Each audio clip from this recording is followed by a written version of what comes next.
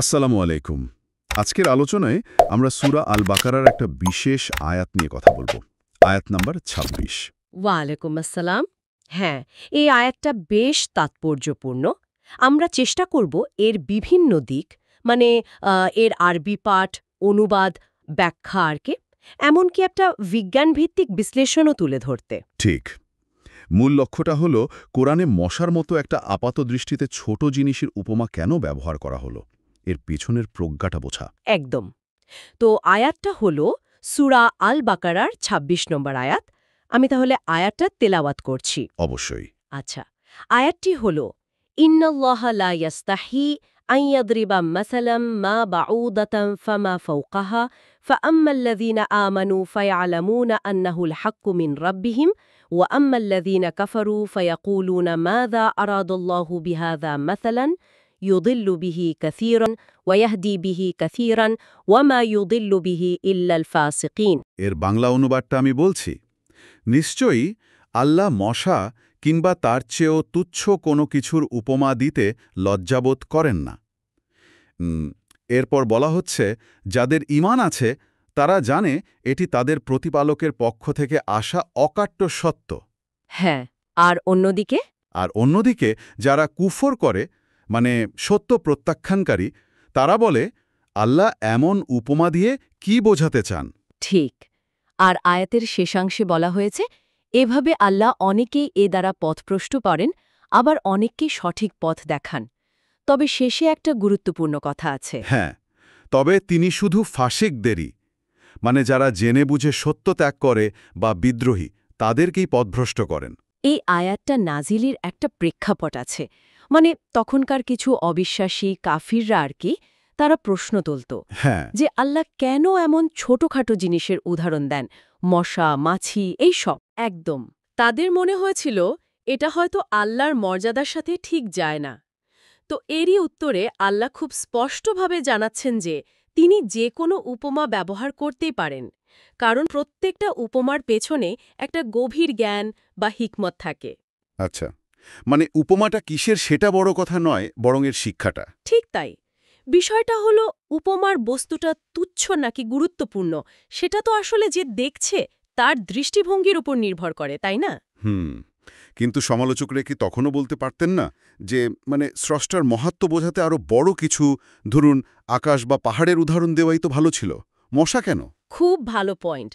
এখানেই কিন্তু আল্লাহর প্রজ্ঞার দিকটা ফুটে ওঠে। তিনি আসলে দেখাতে চান যে তার সৃষ্টি জগতে কোনো কিছুই ফেলনা নয়। মানে যাকে আমরা খুব নগণ্য ভাবছি, তার মধ্যেও বিরাট রহস্য, বিরাট জ্ঞান থাকতে পারে। যারা ঈমানদার তারা এটা ধরতে পারে। হ্যাঁ, যারা বিশ্বাসী তারা বোঝে যে এটা তাদের রবের পক্ষ থেকে আসা একটা শিক্ষা। কিন্তু যারা কুফর বা অবিশ্বাসকে আঁকড়ে ধরে থাকে, তারা ঠাট্টা করে, বলে এইসব দিয়ে আল্লাহ কি বোঝাতে চান। আর এভাবেই তারা পথ হারায়। ওই যে ফাসিকের কথা বলা হলো, ঠিক। ফাসিক মানে তো যারা জেনে শুনে সত্যকে অস্বীকার করে, তারাই মূলত এই উপমা থেকে শিক্ষা না নিয়ে উল্টো বিভ্রান্ত হয়। ধরুন ক্লাসের শিক্ষক একটা ছোট্ট বীজ দেখালেন, হ্যাঁ, সেটা দিয়ে তিনি হয়তো পুরো একটা গাছের জীবনচক্র বোঝাতে চাইছেন। যে ছাত্র মনোযোগী সে ঠিকই শিখবে, কিন্তু যে অমনোযোগী সে অত ভাববে, ধুর, এই সামান্য বীজ নিয়ে এত কথা বলার কি আছে। উদাহরণটা খুব পরিষ্কার। আচ্ছা, এবার যদি একটু বিজ্ঞানভিত্তিক দিকে তাকাই, আজকের বিজ্ঞান কি এই মশার উপমাটাকে অন্য কোনোভাবে দেখে? অবশ্যই দেখে।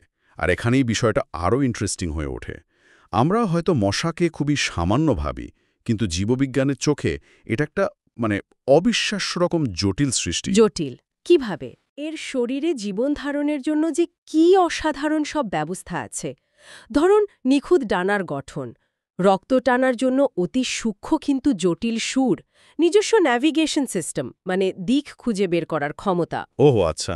হ্যাঁ, এর প্রজনন চক্র, এমনকি এর ডিএনএর ভেতরে যে তথ্যের ভাণ্ডার, সবকিছুই কিন্তু প্রচণ্ড জটিল। আর সবচেয়ে বড় কথা কি জানেন? কি?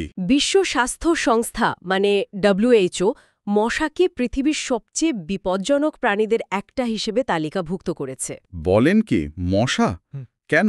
কারণ ম্যালেরিয়া, ডেঙ্গু, জিকা ভাইরাস এইসব ভয়ঙ্কর রোগের বাহক তো এই মশাই। এটা তো আসলেই ভাবার মতো বিষয়। প্রায় ১,৫০০ বছর আগের একটা বাণীতে এমন একটা প্রাণীর উদাহরণ আসছে যাকে আজকের দিনের বিজ্ঞান মানব স্বাস্থ্যের জন্য এত বড় একটা হুমকি হিসেবে দেখছে। তাহলে তো এটা মোটেও তুচ্ছ বিষয় নয়। একদমই না। আল্লাহ যখন মশার উপমা দেন তখন তিনি শুধু এর ছোট আকারটা দেখাচ্ছেন না, বরং এর ভেতরের জটিলতা, এর প্রভাব আর এর মাধ্যমে তার সৃষ্টির যে অপার রহস্য সেদিকেও ইঙ্গিত করছেন। মনোবিজ্ঞানে একটা কথা আছে, অ্যানালজিক্যাল রিজনিং। মানে উপমা দিয়ে যুক্তি বা শিক্ষা দেওয়া। হ্যাঁ, এটাও কিন্তু শেখার একটা খুবই শক্তিশালী কৌশল। কোরআনে মশা, মাকড়সা বা ধরুন মৌমাছির মতো যে উদাহরণগুলো আছে, এগুলো মানুষকে প্রকৃতির ছোটখাটো বিষয়গুলো নিয়েও গভীরভাবে চিন্তা করতে উৎসাহিত করে। আর যারা উপহাস করে তাদের মানসিকতার ব্যাপারটা আয়াতে তো সেটারও একটা স্পষ্ট ইঙ্গিত আছে। ঠিক, আয়াতে কি বলা হচ্ছে? অবিশ্বাসীরা বলছে, আল্লাহ এমন উপমা দিয়ে কি বোঝাতে চান? এই প্রশ্নটা কিন্তু জানার আগ্রহ থেকে না, বরং খুঁত ধরার বা তাচ্ছিল্য করার মানসিকতা থেকে আসছে। মানে তারা আগে থেকেই একটা নেতিবাচক ধারণা নিয়ে বসে আছে। হ্যাঁ, মনোবিজ্ঞানও তো এটাই বলে। যদি কারো মনে আগে থেকেই কোনো বিষয়ে নেগেটিভ ধারণা বা সন্দেহ থাকে, তাহলে সত্যটা তার সামনে আসলেও সে সহজে গ্রহণ করতে চায় না। আয়াতটা ঠিক এই বাস্তবতাটাই তুলে ধরেছে। এভাবে আল্লাহ অনেককেই এ দ্বারা পথভ্রষ্ট করেন, আবার অনেককেই সঠিক পথ দেখান। তার মানে একই উপমা কারোর জন্য হেদায়েতের কারণ হচ্ছে, আবার কারোর জন্য হচ্ছে বিভ্রান্তির। একদম। আর বিভ্রান্ত কারা হচ্ছে? যারা ফাসিক, মানে যারা সত্যকে প্রত্যাখ্যান করার সিদ্ধান্ত নিয়েই ফেলেছে। তাহলে আমরা যদি পুরো আলোচনাটা একটু গুছিয়ে বলি, আল্লাহর দেয়া যে কোনো উপমা সেটা দেখতে যত ছোটই হোক না কেন, বিশ্বাসীদের জন্য সেটা জ্ঞান আর পথ নির্দেশনার একটা উৎস। ঠিক। আর যারা সত্য বিমুখ মানে বিদ্রোহী মানসিকতার, তারা এসব নিয়ে প্রশ্ন তুলে আসলে নিজেরাই বিভ্রান্ত হয়ে যায়। আল্লাহর প্রত্যেকটা নিদর্শনেই চিন্তাশীলদের জন্য শিক্ষা আছে। খুব সুন্দরভাবে বলেছেন।